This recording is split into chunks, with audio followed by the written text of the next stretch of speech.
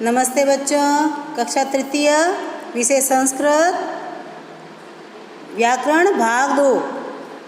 आज हम शरीर के अंगों के नाम पढ़ेंगे। शरीरस्य अंगानि। और हमने पिछले वीडियो नंबर 1 में भी क्या पढ़ा था? शरीर के अंगों के नाम। तो आज भी हम शरीर के अंगों के नाम पढ़ेंगे, क्योंकि हमारे शरीर के अंग तो बहुत से हैं। देखिए क्या क्या है। आँख है, नाक है, कान है, हाथ है, पैर है, अंगुलियां है, ललाट है, भौहें हैं, बाल है, होठ है, जीभ है।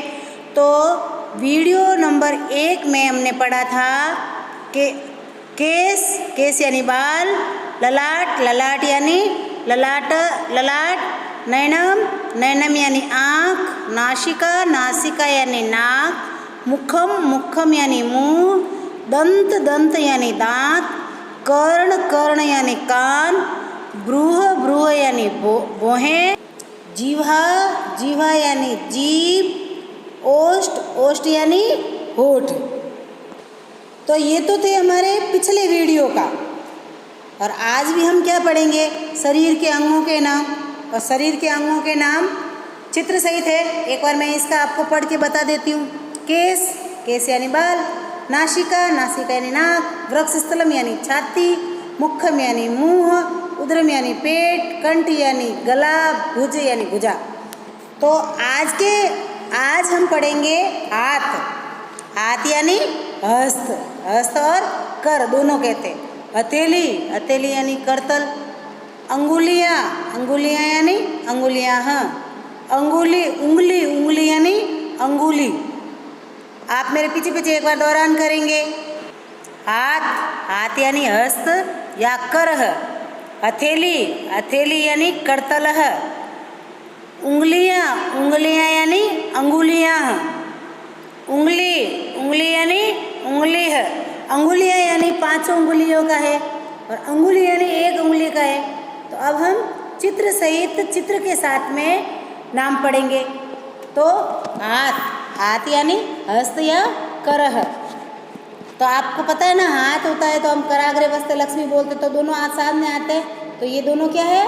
हाथ है। अब है हथेली। हाथ अलग होता है यानी हाथ को पूरा होता है, और हथेली यानी बीच वाली होती है। तो ये हथेली यानी करतलह, अब है आपकी अंगुलियां यानी 5 अंगुलियां। तो सबसे पहले क्या आता है आपका? अंगुष्ठ यानी अंगूठा, है ना। फिर है तर्जनी यानी तर्जनी। फिर है मध्यमा यानी मध्यमा, जो सबसे बीच में होती है, 5 अंगुलियां, 5 के बीच वाली। अनामिका यानी अनामिका। कनिष्ठा यानी सबसे छोटी वाली चिट्टू उंगली। और अनामिका से हम तिलक करते हैं। शुभ का कार्य इसी से किया, तिलक करना, किसी को टिक्की लगाना अनामिका से होता है। तो ये है हमारी 5 अंगुलियां। और अब है हमारी एक उंगली को क्या कहते हैं? अंगुली है। क्या कहते हैं? उंगली यानी अंगुली, है ना। ये ना ध्यान रखना, वो है अंगुलियां यानी 5 बहुवचन है, ये है एक वचन। उंगली यानी अंगुली है। अब है आपके मुट्ठी यानी मुष्टिका, नाखून यानी नख, हाथ यानी हस्त या कर, बाह यानी भुजा या भुज, कोहनी यानी कुरपर है। आप मेरे पीछे एक बार दोहरान करेंगे। मुट्ठी यानी मुष्टिका, नाखून यानी नख, हाथ यानी हस्त या हाथ का 2 बार आया देखो। बाह यानी भुजा या भुज। फिर है आपका कोहनी यानी कुरपर। अब हम चित्र सहित पढ़ेंगे। मुट्ठी यानी मुष्टिका। जब आपकी 5 अंगुलियां एक साथ हो जाती है, मुट्ठी वो 5 अंगुलियां बंद होती है, तो क्या कहलाती है? मुट्ठी। तो मुट्ठी यानी मुष्टिका। फिर है आपके नख यानी नाखून, नख यानी नाखून। तो नाखून की क्या रखनी चाहिए, सफाई रखनी चाहिए, नाखून बड़े नहीं करने चाहिए, नियमित टाइम पे अपने नाखून काट लेने चाहिए। फिर है हस्त, हस्त यानी हाथ, हस्त यानी हाथ। फिर है बाह, बाह यानी भुजह या भुजा, तो भुजा यानी पूरा हाथ है ना, कोने से ऊपर का हाथ क्या कहलाता है, भुजा, भुजह, भुजह यानी बाह या भुजा। फिर है आपकी कोहनी, कोहनी यानी कुरपर, कोहनी यानी कुरपर। कोहनी कौन सी होती है, जो हाथ और भुजा के बीच में जो मूर्ति है ना, उसे क्या कहते हैं, उसे कोहनी कहते हैं। अब है गर्दन, गर्दन यानी ग्रीवा। पेट, पेट यानी उदरम। कंधा, कंधा यानी स्कंद। पीठ, पीठ यानी पृष्ठम। कमर, कमर यानी कटी। अब आप मेरे पीछे पीछे एक बार अच्छे से दोहरान करेंगे। गर्दन, गर्दन यानी ग्रीवा। पेट, पेट यानी उदरम। कंधा, कंधा यानी स्कंद। पीठ, पीठ यानी पृष्ठतम। कमर, कमर यानी कटी। तो ये है हमारे शरीर के अंगों के नाम। अब हम चित्र सहित इनका वापस वर्णन करेंगे। पहले है गर्दन, गर्दन होती है ना मुंह के और धड़ के बीच में जो होती है, उसे क्या कहते हैं, गर्दन कहते हैं। गर्दन यानी ग्रीवा। फिर है हमारा पेट, पेट यानी उदरम, उदरम यानी पेट, पेट यानी उदरम। जब हम खाना खाते हैं तो खाना खाने के बाद में हमारा खाना कहाँ जाता है, पेट में जाता है। फिर है स्कंद, स्कंद यानी कंधे, स्कंद यानी कंधे। दोनों भुजाओं के ऊपर जो ये होते हैं ना गर्दन के पास, इन्हें कंधे कहते हैं। तो स्कंद यानी कंधे। फिर है पृष्ठतम, पृष्ठतम यानी पीछे का हिस्सा, पृष्ठतम यानी पीछे का हिस्सा, तो उसे क्या कहते हैं, पृष्ठ, पृष्ठ यानी पीठ।